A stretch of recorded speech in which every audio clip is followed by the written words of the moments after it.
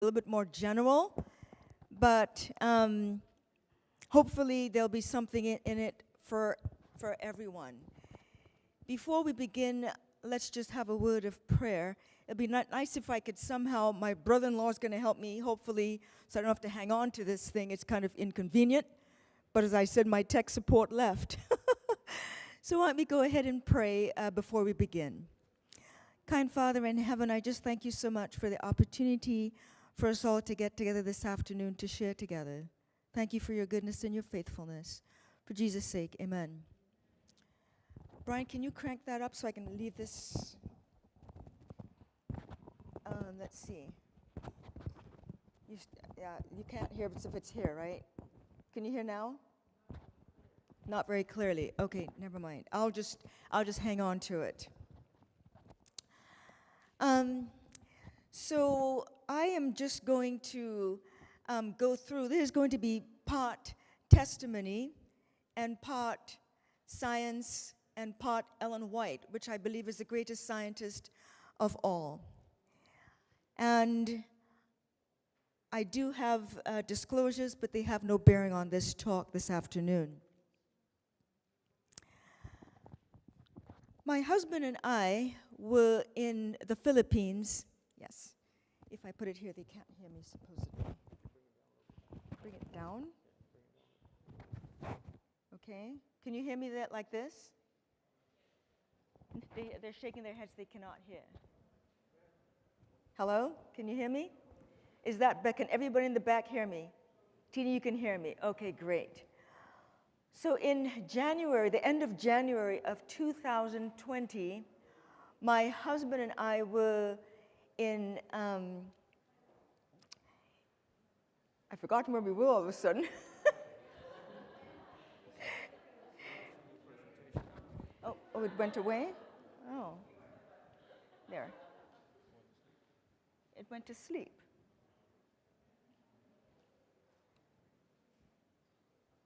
Now, why is it doing that? I need some technical help, I guess.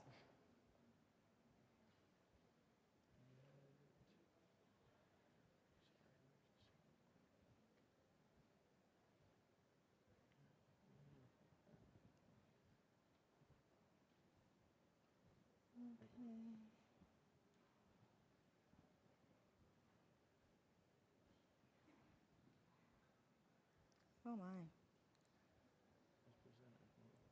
Oh, what's it doing that for? It's what? Huh? I don't know what to do. It's part of this cable. Huh?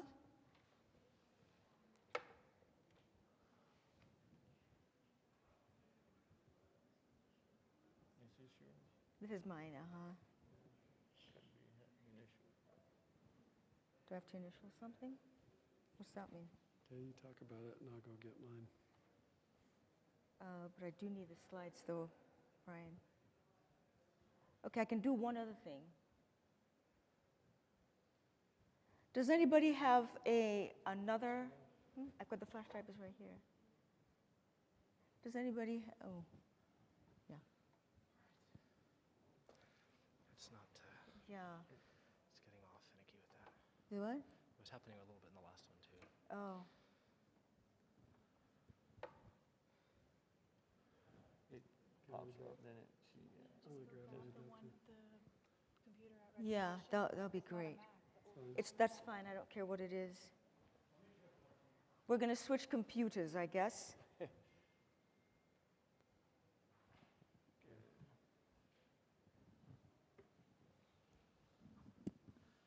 now it's working. It's working now? It's just, No, just but click on swap. It's like you gotta swap the screen. Do you want your presenter notes? Oh, there we go. I don't want presenter notes, no. Okay, I didn't do it. so you just want, I just want this to be in big. all right, so if we did this. There.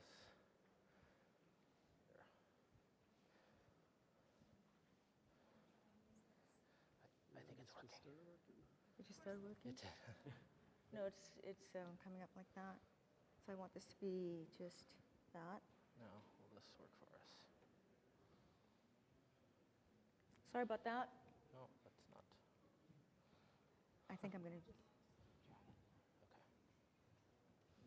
Yeah, it's just flickering. Just bear with us, and we will get this taken care of.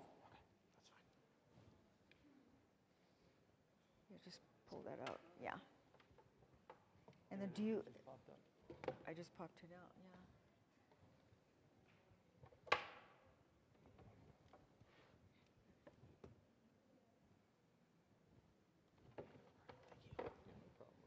Yeah, no problem. Do you have any audio on that? No, there's no audio and there's no video. Okay, so how do you find this drive on here? Okay, go to. Oops. Okay, that's working. Okay, good. Okay, How do you so find this now drive on a let's see. PC? Should be under Oh. here Yeah. and Kingston Drive. Right there. Yep. Yeah, it's touchscreen. Actually, let me just do date modified.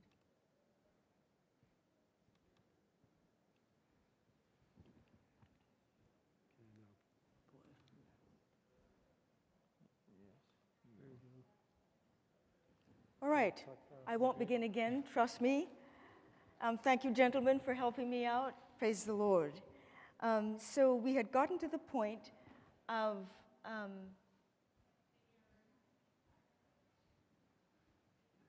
well, I thought we were getting to the point of something.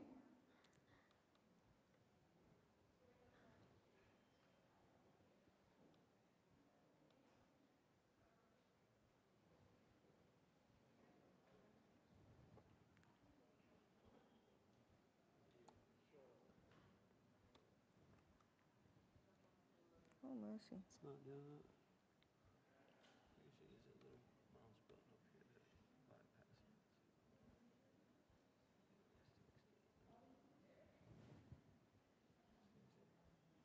Okay, Andy, just talk. Okay. I want to show that picture. That Yeah, it's frozen there. It's frozen? We will get going soon. There we go. Okay, just click this. Click this one. Okay, got it, yeah. All right, good. So we had just gotten back from Thailand. We were there to celebrate our 25th anniversary in January, but it was actually almost our 26th wedding anniversary. And on the way back, we became aware, well, while we were there, of this thing called COVID. Now, we were having a great time in Thailand, and it was not really, didn't really bother us too much. We flew through Tokyo, and we were quite thrilled with life. And then we got back to the States. I flew actually here to this hotel because I was lecturing at a CME course, and my chairman was on the phone. He called me back to Boston. And when I got back to Boston, I work at a large teaching hospital in Boston, and the hallways were empty. And I recognized that something very serious was going on. Now, we heard about New York, et cetera, but something very serious was going on. And Sabbath morning, about 2 weeks later, I was out running, and prior to that time, I had read this article that my twin sister and Mark Finley had put together on COVID, and they did the medical part of it, and then there was the pastoral or theological part of dealing with COVID. And I was out running on my 6-mile run one Sabbath morning. Yes, I have to wake up, so I run Sabbath morning just to get me ready for the day. And I was running through my neighborhood, and an overwhelming feeling came over me that my neighbors did not know Jesus Christ. And it was an overwhelming feeling of foreboding that people were going to die from COVID without knowing Jesus. And I thought, what have I done for my neighbors?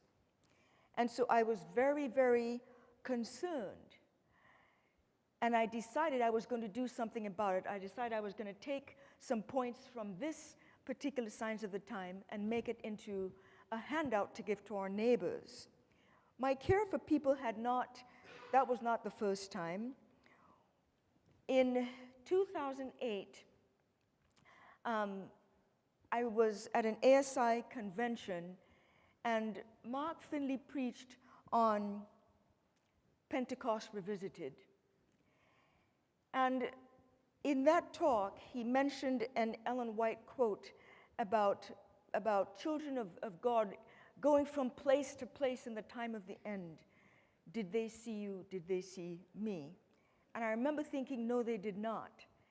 And I won't tell you the whole story. It was quite a dramatic story that happened to me at that particular meeting. But my love for people changed at that meeting.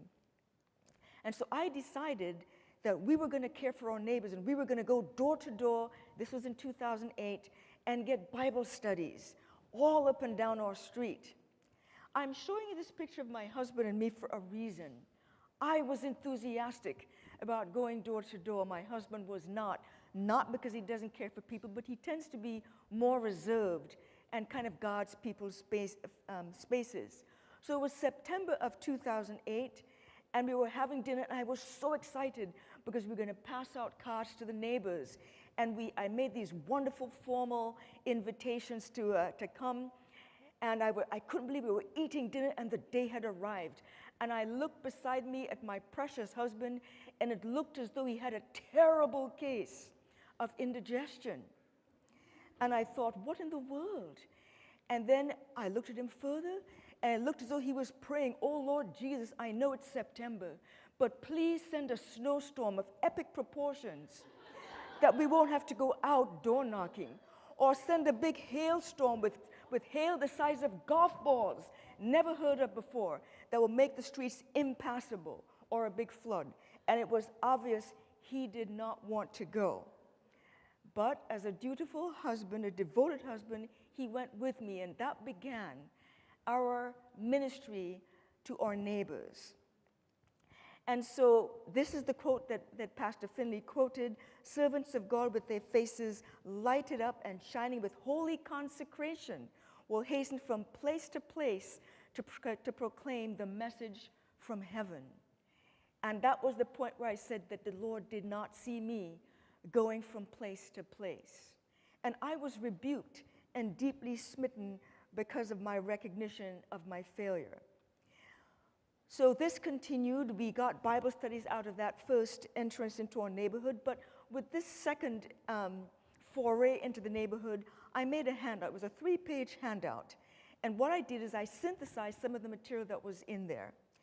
And it included these things: get plenty of rest, eat a good plant-based diet, drink lots of water, get adequate fresh air, exercise, and hot and cold baths. And believe it or not, the neighbors responded. People sent us nice cards saying, how nice of you to care about us in this horrible pandemic. So we got cards in the mailbox. We had people calling. And a man said to me, you know, I've been doing those hot and cold baths. I've never felt better. People were thrilled that Bob and I would care for them. And so we did that. And at the end of it, I included recipes, and I don't know what came over me. But at the end of it, I said, and when this thing is over, we will have a cooking school in our home. I've never done a cooking school in my whole life. Well, I take that back. My sister and I did a little cooking school one time, and it was quite hilarious. But we did it, but I'd never done this before. But I must have been the Holy Spirit or some other spirit, but I put that into the handout. I gave them recipes. And I thought, that this was in March when I did this. I thought, oh, this will be in June or July. I was so naive. It's amazing how physicians can be naive.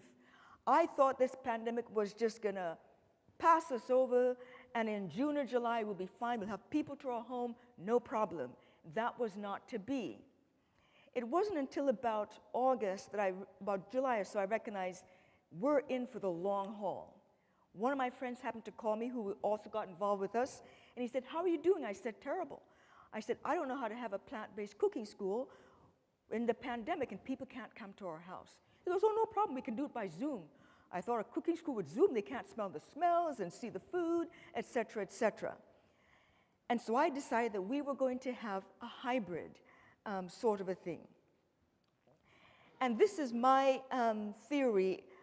Even though I'm a physician, I do believe in food and natural remedies being the first line of therapy. My husband will tell you, I don't even like taking an aspirin. If I feel I can go for a run or drink a glass of water and get well, I'm in. Moses Maimonides wrote this: no disease that can be treated by diet should be treated with any other means. Moses Maimonides was a Jewish physician and philosopher living from 1135 to 1204. And he was persecuted, he was in exile, and he decided that simple remedies should be tried well before drugs should be tried. And that was my thinking. And so we decided to send out invitations to the neighborhood. Now, I never do things part way. So I made these very fanciful invitations. Now, my husband and I go by Bob and Andy, but when we sent this invitation out first, no one responded. I thought, oh, my word. And someone said, we need to put doctor on the front. I thought, really? So we put doctors Bob and Andy Hunsaker. Sure enough, people responded. We said, it's the truth, the gospel truth. And you know, we said the first 6 people to register will be admitted. Well, we had 10. And the state of Massachusetts had a limit. We said, well, if you walk, no one will count the cars. So the people walked to our house, and we had a wonderful time. And I walked from place to place with my face lighted up, going from house to house. Even more fanciful, I put them in little tubes, put pretty ribbon on it. My husband didn't go with me this time. I didn't think he was into the yellow. And I went from place to place and passed these out for our neighbors. And they were excited to come. And what we did is we said, we're going to make this scientific. Now, I will tell you this. I had an ulterior motive. Remember, I said I had a burden for these people's souls. So my ulterior motive was, we'll feed them some delicious, beautiful food. I love to cook. But my goal was to get Bible studies. That was my only goal. You will see this explanation in a moment. And so we had lectures. We had lectures on epigenetics. My husband lectured on epigenetics. My twin sister lectured on food as medicine. And her husband, a cardiologist, lectured on cardiovascular health. So I went and passed these out in the neighborhood. And here we are, ready to begin. Our friend and his wife came to help us from Minnesota. And so this is the crew. This is the cooking crew. And none of us had ever done this. We're preparing flowers from my yard to make it look very pretty. And here we are. These are some of the neighbors that came to our home. This is the beginning. And this is the IT crew. My brother-in-law and Denzel, our friend, they were the IT crew. We had big cameras and whatnot because we were doing Zoom and in person. We had no idea. To tell you how badly we didn't know what we were doing, poor Denzel and Brian forgot to start the cameras. It was very interesting, but God blesses our best efforts. And I want to show you something else. Don't let things discourage you because they're not perfect. And this was our menu. We decided to do beans, and we put these out in each of the chairs. We rented stools for the people to sit on, etc., etc. Cooking with beans. We had wonderful food. And if you notice, my twin sister is lecturing with a blender in front of her. Well, it never occurred to us to clean up the surroundings. Then I went to Teeny Finley's place and saw how it's really done.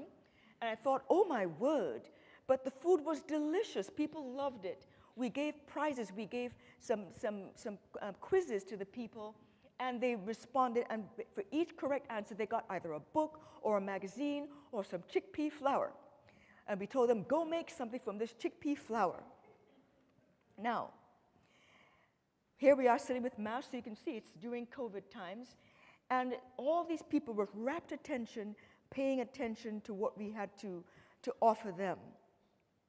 And here we are. We had to serve the people because it was COVID and we couldn't have them and come up and get any food. But they were very, very interested in what we were doing, paying rapt attention. Of course, my sister is an incredible speaker, very interesting. And here we are with just disarray everywhere. I want to encourage you. If it's not perfect, do it anyway. The Holy Spirit will bless. And so people have said, how do you do it? I said, well, don't follow me. Let the Lord lead you. in whatever way. But I did learn something from Teeny once I went to her home and saw how a pro does it. And here we are. The food is beautiful, and it does look sort of chaotic, but these are some of the presents that we gave out as well, and it was just a really blessed time. And here the plates on the food, you can see how beautiful it looked. We made lots of colorful food so people could see that plant-based cooking is delicious looking and tasting as well.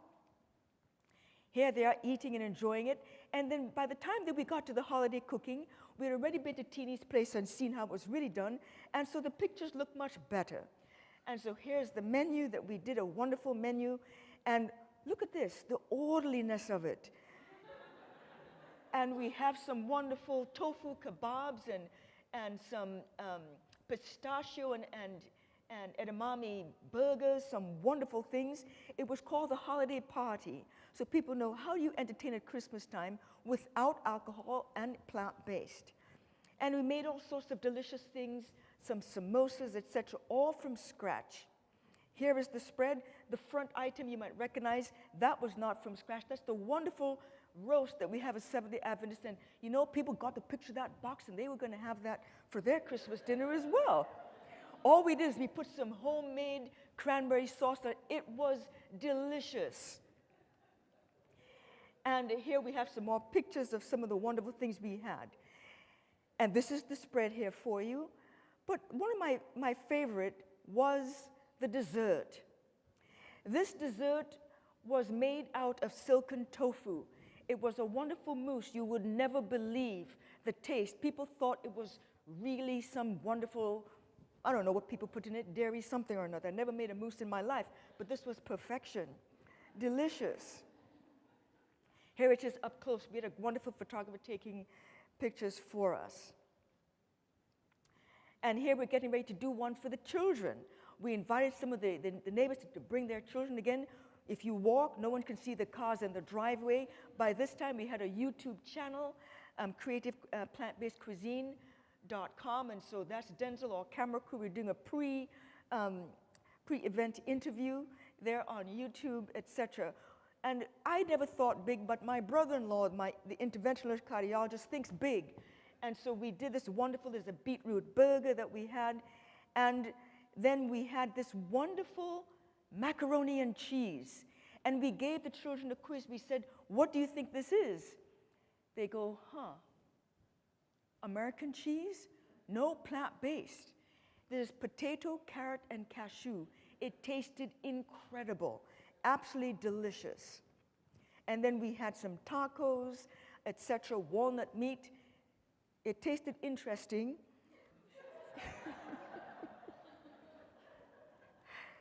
And here is my thought on life.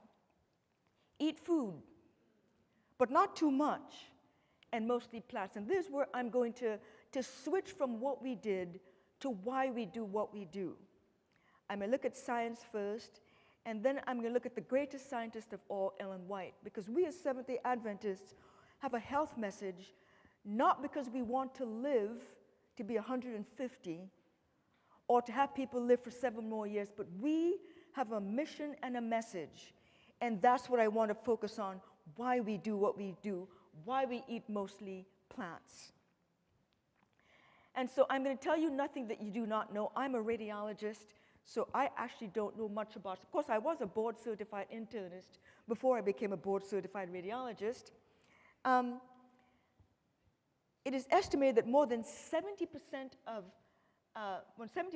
healthcare dollars are spent addressing the result of unhealthy lifestyles, and then are spent increasing the rates of obesity, diabetes, and cardiovascular disease. I want to tell you something. The reason I became a radiologist, I had some interesting experiences when I was in internal medicine. Happened the same day, actually. I used to, I'm a runner. I've been running for over 35 years. I've been running, I love running. When I run, I'm just happy as a clam. And we were raised on a plant-based diet, rice and beans, in the West Indies. And so I went to internal medicine, and I wanted my patients to be healthy, and I tried to get them to eat better. Well, they'd rather have me give them a pill. Well, I thought, I'm done with that, so I did radiology. true story. So it's lifestyle things. We get paid as physicians, just think about it, because people choose to ruin their bodies. Now that should bother you tremendously. It bothers me. We spend more than $3 trillion each year on healthcare, more than any other country. Our clinical outcomes and life expectancy are not the best in the world. And according to the CDC, more than 70% of people in the US are now overweight or obese. And this is an interesting study. I took this graph from an article, the first article I'm going to be showing you. And I have here a trend in interest in diets as time has gone on, beginning in 2004 to 2019. The red is vegan, yellow is meat, and I hope you're not colorblind, and then the blue on the bottom is vegetarian. And Germany, UK, and the US, look at that interesting trend. In Germany, the trend for a vegan diet is steeply increasing above meat compared to the US, and that trend did not increase until 2014. Meat is still a higher interest food than a vegan diet in the US. That's why we have so many problems. I look at the UK, very interested in the plant-based diet. The world is ripe for our message and what we have to share with them. And so I'm going to look at 3 studies very quickly because you all know the information. But I want to look at some of the things that, why do we have the health message? I really appreciate Dr. Touré's presentation this morning. I thought you were going to take some of my thunder, particularly when you began to foray into Dr. Jackson's material. We'll be going there a little bit later. This is a meta-analysis. They used 32 studies out of 205 studies that they looked at, and they chose studies in which there were no confounders like exercise.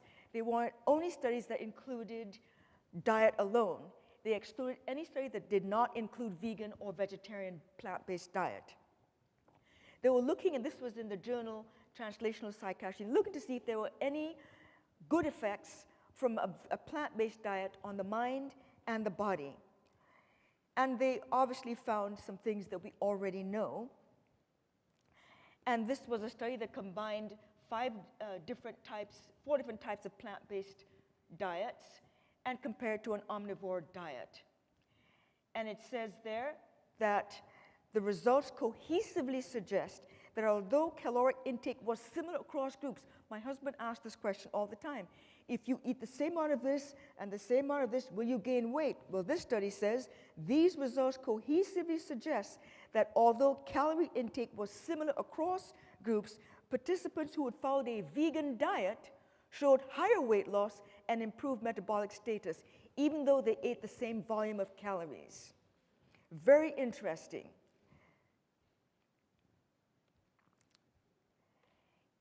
They were unable to identify whether or not it truly affected your mental state.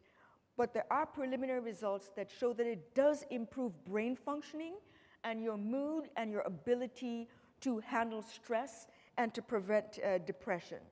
The next study is well known, the Barnard report comparing a vegan diet with the American Diabetes Association diet. And they found that the results of a vegan diet were much better for lowering the hemoglobin A1C levels and for having people decrease their medication. Recent reports, though, this is the third and last thing I'm going to look at because it deals with COVID. And it really kind of supports what the article in Signs of the Times that my sister and Mark Finney did together. Plant-based diet and COVID. Have you folks seen that study? You've heard the news, of course, on that study, but we'll look at it a little bit more in depth right now. The elephant in the living room was addressed. In the Boston Globe last year, they were saying that the number one factor contributing to COVID exposure was obesity. We in this country have become so politically correct that it's now considered a disease. Well, it is a disease. And there's a strong correlation between non-hygiene-related risk factors in viral susceptibility and specifically nutritional factors play a key role in your innate and adaptive immunity. That means there is something you can do to help your immunity along. So it's not just hocus pocus when we tell people to have a plant-based diet and do all sorts of things of this sort. Yes, obesity, type 2 diabetes, cardiovascular disease, hypertension are identified as comorbidities in COVID-19. This is a British study. I just took this out of the, by the way, this was published in the British Medical Journal, Nutrition, Prevention, and Health. And it says that the etiology of these conditions is largely driven by poor nutrition and unfavorable lifestyle choices, poor choices, which have a high prevalence in economically advantaged countries. Can you believe that? Like the US and Europe. Yet specific nutritional strategies to support optimal immune function have not been clearly described. Well, is that true? No, it's not. We as a church were given those things. And so here we have, the study was a bunch of healthcare workers, physicians, nurses, etc., in Germany, France, Italy, Spain, the UK, and the US. It was conducted between July and September of 2020 in physicians and healthcare workers who had high exposures or specialties that gave you high exposure to COVID-19. And they looked at the diets of these people to see what they ate and did they get mild to moderate disease, either mild, very mild to mild disease or moderate to severe disease. And it was interesting. I'm looking at my watch very carefully. They found that 138 of the 568 people had moderate to severe disease. And I'm going to summarize quickly because the best is yet to come. The healthcare workers with moderate to severe COVID-19 severity were less likely to report that they followed a plant-based diet as opposed to those who had very mild or mild disease. Those that reported having a low carbohydrate, high protein diet were more likely to have moderate to severe disease. And there's the interesting thing. Participants who followed a plant-based diets had 73% lower odds of moderate to severe COVID-19 compared with patients who did not.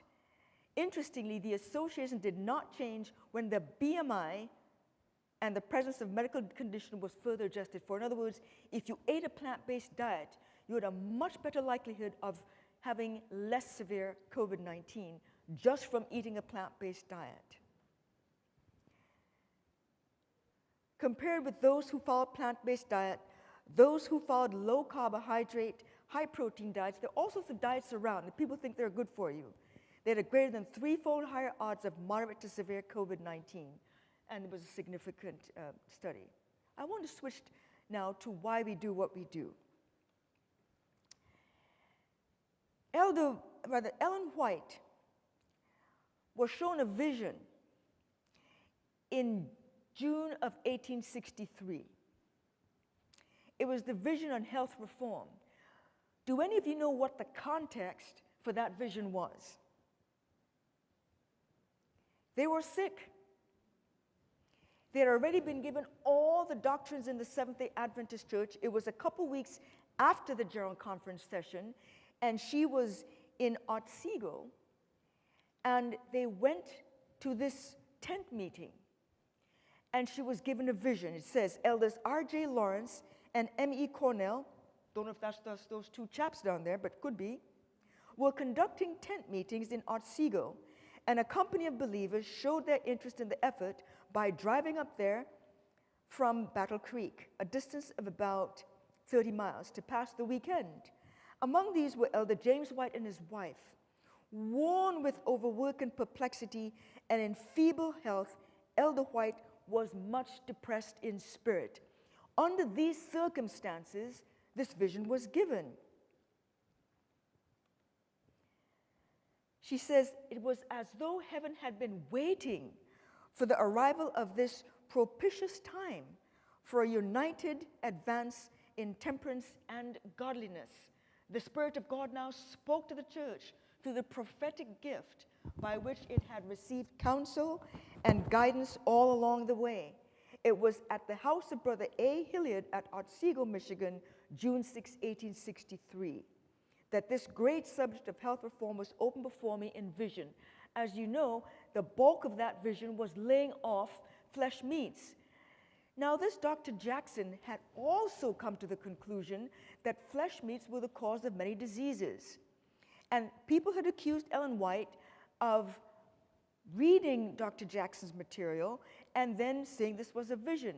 But Dr. Jackson and her both corroborated that no, this had come to her independently. It was only when she researched it that then she looked at Dr. Jackson's material. This is very important, this part here. As mere physiologic and hygienic truths, they may be studied by some at their leisure and by others laid aside, that's the health reform message, as of little consequence.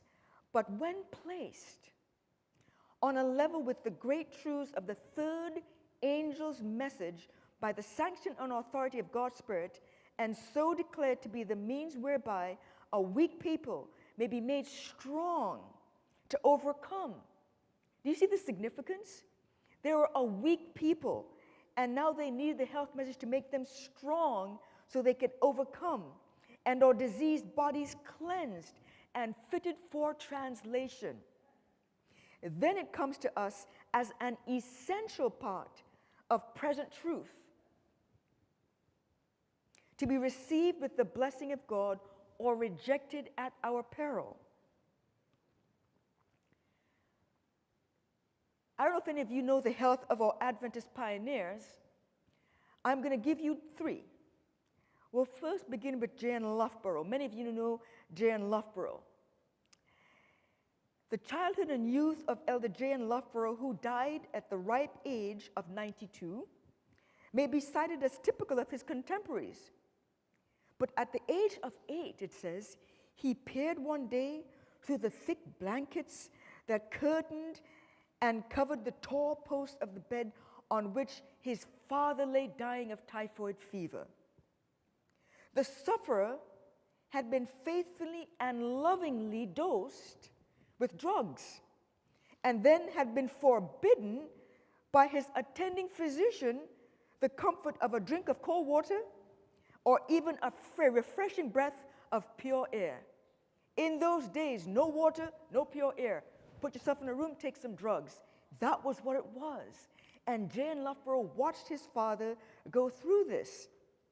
After his father's death, the orphan boy was reared in the family of his grandfather, who lived on a farm.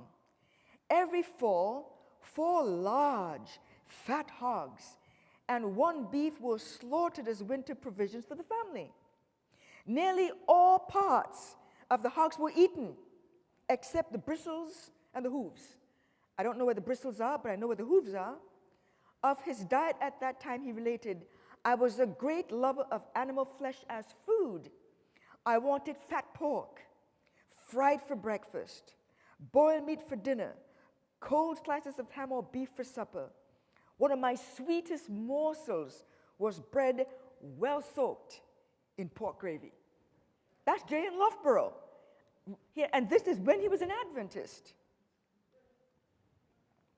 If in the spring of the year we felt languor, really the result of consuming so much fat and flesh meats during the winter, we resorted to sharp pickles, horseradish, mustard, pepper, and the like to sharpen the appetite and tone up the system. We naturally expected a poor spell in the spring before we could get any newly grown vegetables. They were in poor health. J.N. Andrews. In later years, as the health reform movement made progress among Seventh-day Adventists, a number of them ministered bore testimony to the benefits they had received through adopting its principles. In so doing, they naturally looked back to the hole of the pit whence they had been digged, and they could clearly see that their former weakness and suffering were due to their lack of knowledge of the laws of life. Among those who bore such testimony was Elder J.N. Andrews, first missionary overseas. In 1863, at the age of 34, Elder Andrews found himself in very poor health with a congested brain, nervous dyspepsia, catarrh, salt rheum, and suffering from periods of utter prostration. He was 34. My general strength, he wrote, was easily exhausted. I found it difficult to perform the labor which devolved upon me as a preacher. 34. I had no degree of hope that I should ever again possess a sufficient measure of health to make life in itself anything desirable. I was not instructed in the principles of hygiene, for my father and mother had neither of them any just knowledge of these. I was kept from the use of tobacco and from even tasting strong drink, but I learned almost nothing of the evils of unwholesome food, at least of such as was common in my own family. I did not know that late suppers, and hearty ones at that, were serious evils. I had no idea of any special transgression in eating between meals. I supposed old cheese was good to aid digestion. As to mince pie and sausage, I had no thought that these were unwholesome, unless too highly seasoned, or as it was termed, made too rich. Hot biscuit and butter, donuts, pork in every form, pickles, preserves, tea, coffee, were all part of common use. To such ignorance of good dietetic principles, Elder Andrews added the confession that in common with most people of this time, he did not see the relation between the transgression of the laws of health and the resulting physical ailments. I had little other idea of headache, dyspepsia, nausea, fevers, etc., than that these were things that for the most part were wholly out of our control, and that like the various phenomena of nature, they were ordered by God's hand, and man had generally no agency therein. Hopelessness. How about Ellen White? When the message of health reform first came to me, I was weak and feeble, subject to frequent fainting spells. I was pleading with God for help, and he opened before me the great subject of health reform. He instructed me that those who are keeping his commandments must be brought into sacred relation to himself, and that by temperance in eating and drinking, they must keep mind and body in most favorable condition for a service. So the reason she was given that dream is so that we can have our mind and body in most favorable condition for service. And she continues that she stood fast to that health message. Now, why does this matter? What difference does it make to have our minds and our bodies fit? She says, those who claim to believe the truth are to guard carefully the powers of the body and mind, so that God and his cause will not be in any way dishonored by their words or actions. The habits and practices are to be brought into subjection to the will of God. We are to give careful attention to our diet. Interestingly, and it just sort of dovetails with a couple of the presentations that we heard this morning, many times we focus on how long you will live above people eating meat. But that is not the aim for us as Seventh-day Adventist Christians living in these last days. Our aim is to be able to be vessels through whom God can speak and disperse the message of salvation to others. Again and again, I've been shown that God is trying to lead us back, step by step, to his original design, that man should subsist upon the natural products of the earth. Vegetables, fruits, and grain should compose our diet. Not an ounce of flesh meat should enter our stomachs. And then she ties this to the third angel's message and gives some warnings.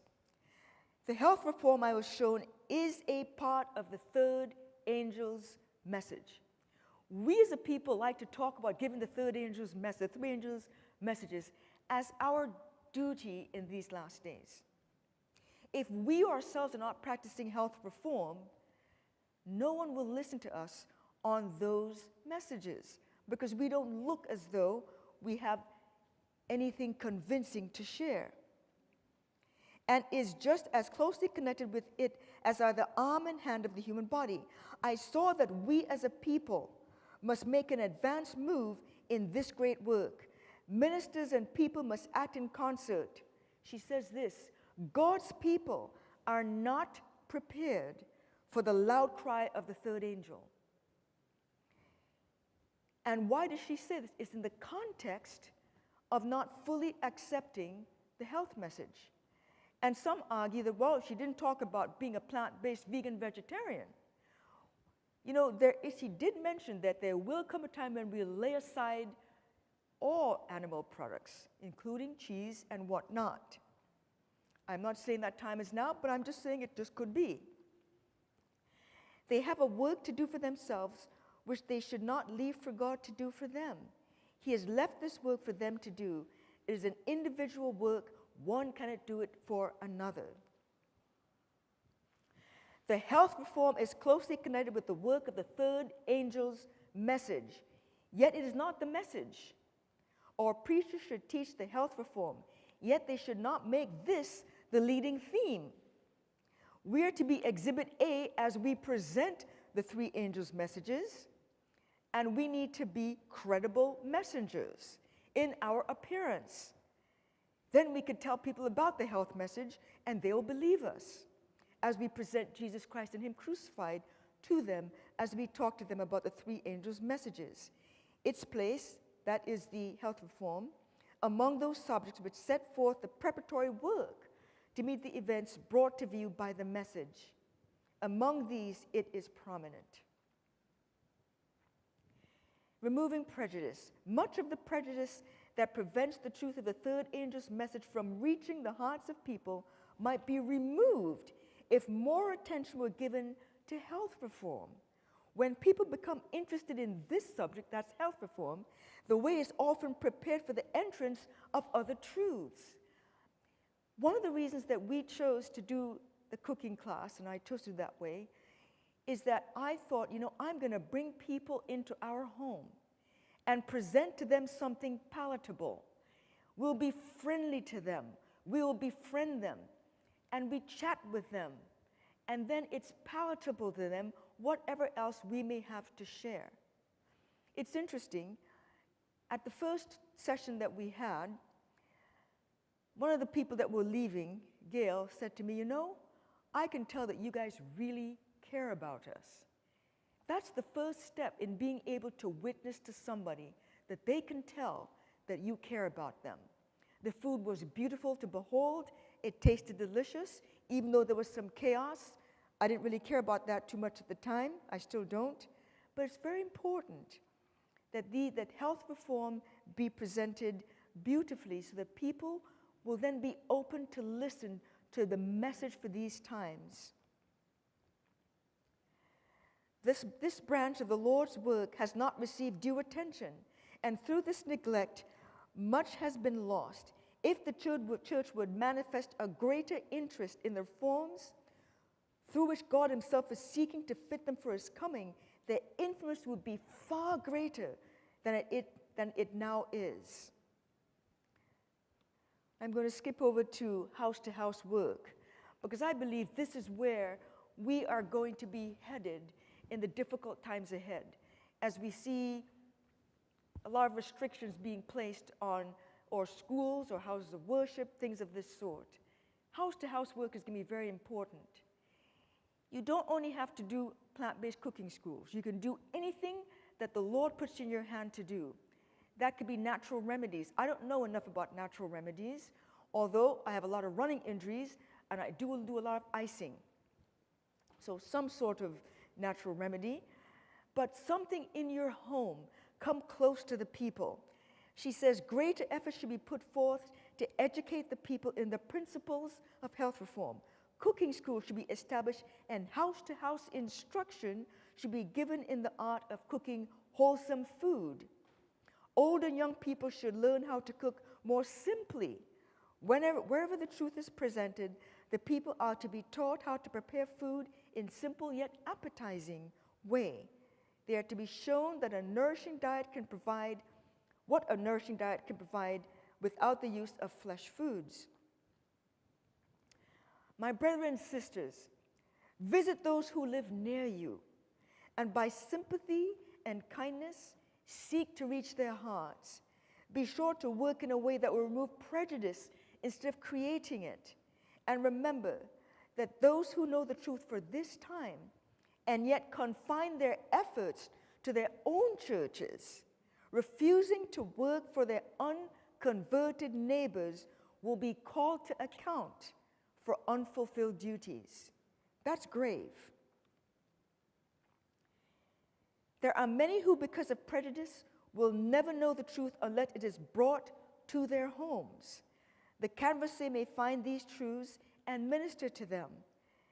There is a line of work in house-to-house labor which he can accomplish more successfully than others. He can become acquainted with the people and understand their true necessities. He can pray with them and can point them to the Lamb of God that taketh away the sin of the world. Thus the way will be opened for the special message for this time to find access to the hearts. And I believe this is why we do plant-based lifestyle. We have something that we can offer to the neighbors. People are always interested in diet or some remedy. If you can convince people to eat healthier, more healthily, to use natural remedies, and convince them that by doing this, they will save some money, that their paycheck will not go further, that their month will not go further than their paycheck, they will listen to you on other things, things of salvific importance.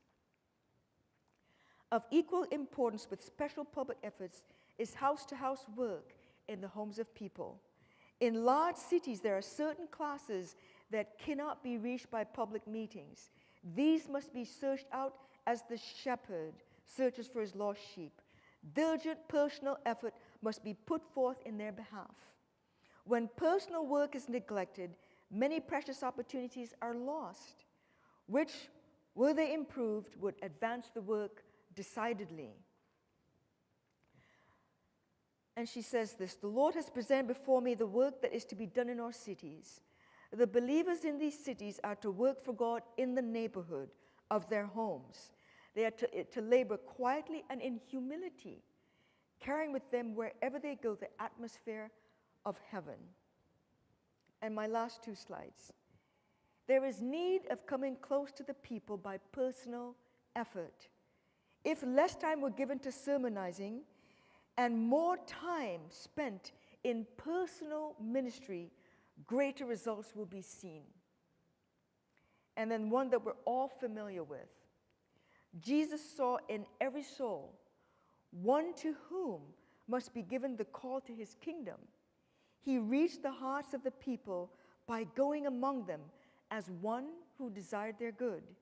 He sought them in the public streets, in private houses, on boats, in the synagogue, by the shores of the lake, and at the marriage feast, and manifested an interest in their secular affairs. He carried his instruction into the household, bringing families in their own homes under the influence of his divine presence. His strong personal sympathy helped to win hearts. And so when we think of doing work in our homes, it's not just, oh, come and get a better diet. It's, I want to introduce you to Jesus Christ and him crucified. We need to be living examples of what that looks like. Kindness, etc.